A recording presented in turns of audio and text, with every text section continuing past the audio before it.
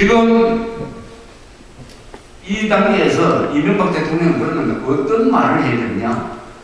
이제 이명박 대통령도 우리 애국 시민들, 조선중앙동아일보 이 사람들이 일으키는 여론의 영향을 받아가지고 이제 말을 바꾸고 있어요. 말을 바꾸는데 어느 정도까지 왔느냐? 요새 이런 말을 합니다. 얼마 전에 얘기했어요.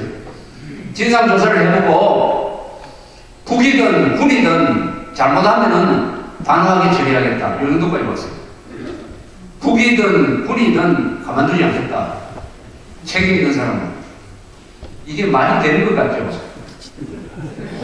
국이든 군이든 이게 말이 되는 것 같죠? 이게 말이 안 됩니다. 이게 바로 전형적인 중도 기회주의적인 논법이에요. 아니, 왜 국이든 군이든이라고 합니까? 가능성은 북한 정권의 가능성이 90%가 되면은 군은 빼줘야지. 이렇게 해야 되지. 진상조사를 해보고 북한의 소행으로 밝혀지면은 단호하게 대처해야 되겠다. 이렇게 해야 되지. 왜 이렇게 군대까지 끌어들여가지고 북한 김정일 정권과 국군을 왜 동경으로 놓습니까? 이게 바로 중도 기회주의인 것입니다.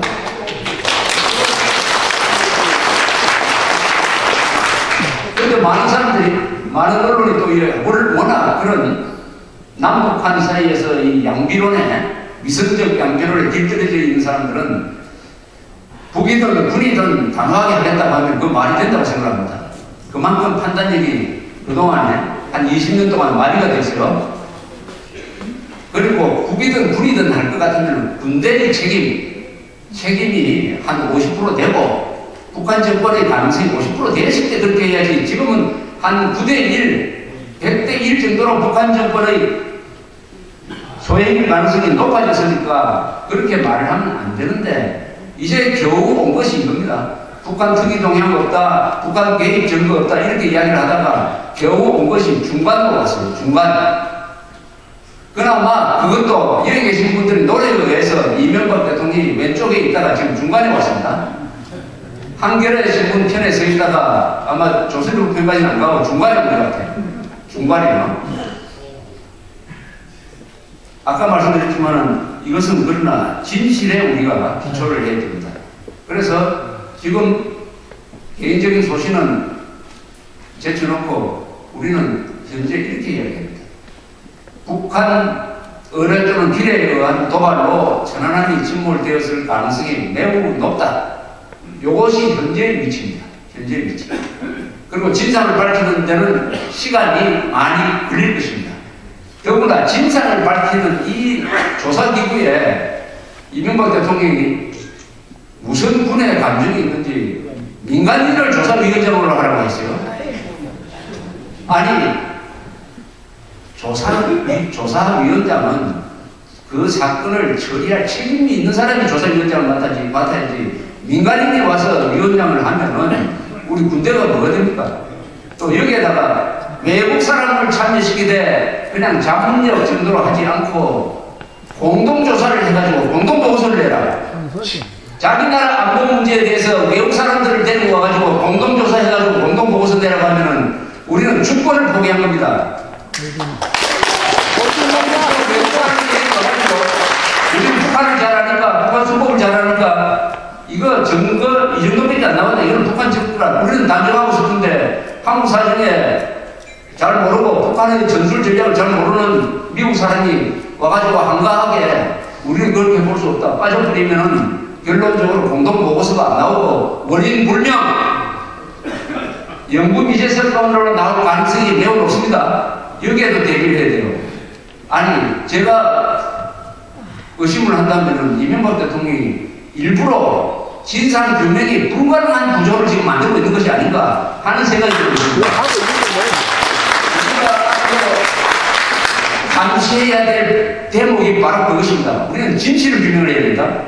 진실을 규명해가지고 무슨 가능성은 매우 낮지만 우리가 깔아놓은 길에 걸려가지고 침몰했다고 하면 그것도 진실대 발표를 해야 돼요.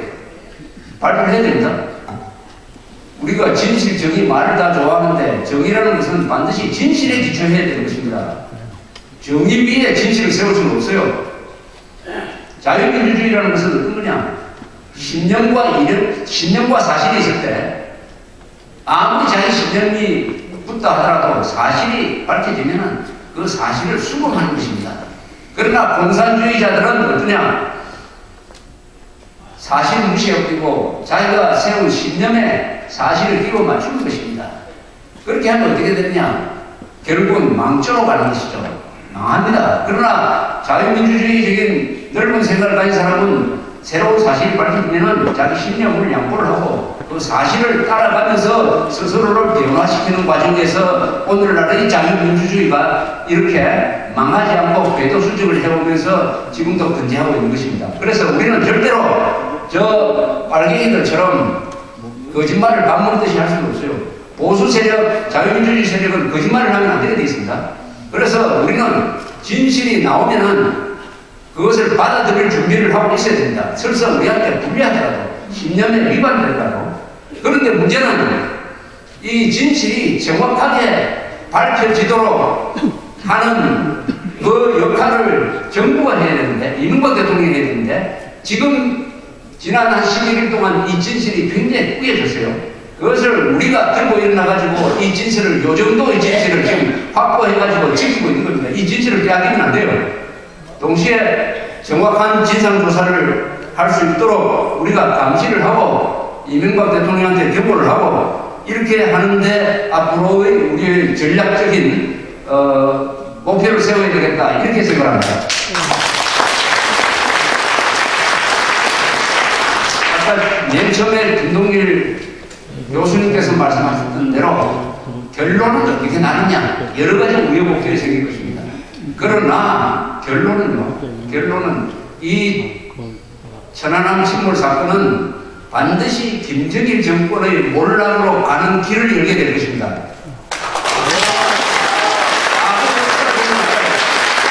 북한이 남한에 도발해가지고 일시적으로는 덕을 받지만은 결산 부분에서는 다 망했습니다. 다 절제가 됐어요. 6.25 이렇게 해가지고 어떻게 됐습니까? 한미동맹을 만들어준 거 아닙니까? 6.25 이렇게 했기 때문에 민간인이든 박정희가 군에 복직해가지고 대통령이 됐어요. 그래서 박정희가 김일성을 코나로 보게 된 겁니다.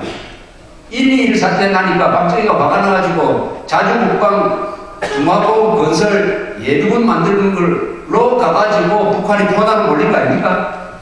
그리고 아웅산 테러를 해가지고 전두환 대통령 죽이려고 하다가 들통이 나가지고 국제적으로 몰입이 되고 김현희를 보내가지고 대한항공기 폭파 사건 일으켰더니 김현희가 생포돼가지고 김정일이가 지령했다는 실토를 하고 일본인 납치자가 있다라고 이야기해가지고 일본에서 납치자 문제가 일어나가지고 조총련이 그 길로 가고 조총련이 가는 바람에 김정일한테 연간 10억 달러 들어가던 현금줄도 끊겨버리고 일북수교도 지금까지 안 되고 있고, 이게 결국 115명의 죽음은 아깝지만은 북한의 대남 테러가 실질적으로 성공한 것은 단 한 번도 없어요. 이거는 김정일이가 망해가는 입장인데 이런 짓을 한 것이 확인된다면 이것은 반드시 죽는 길로 갑니다. 그래서 우리가 기다렸지 않습니까? 저놈들이 죽는 방법은 항상 자충수더라. 자충수. 그래서 이번에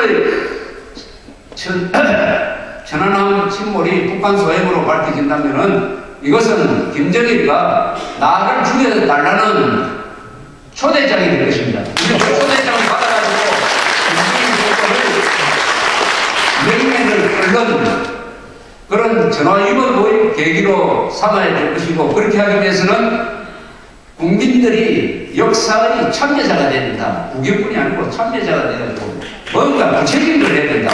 여기 돌아가셔가지고 오늘 그런 이야기를 전파도 하고 글도 쓰고 국민행동본부가 이런 계속 강연회를 계속 할 수 있도록 지원도 하고 하는 이런 구체적인 노력에 의해서 역사가 만들어질 것이다. 우리는 역사 창조의 현장에 있다. 이상입니다. 네. 저희가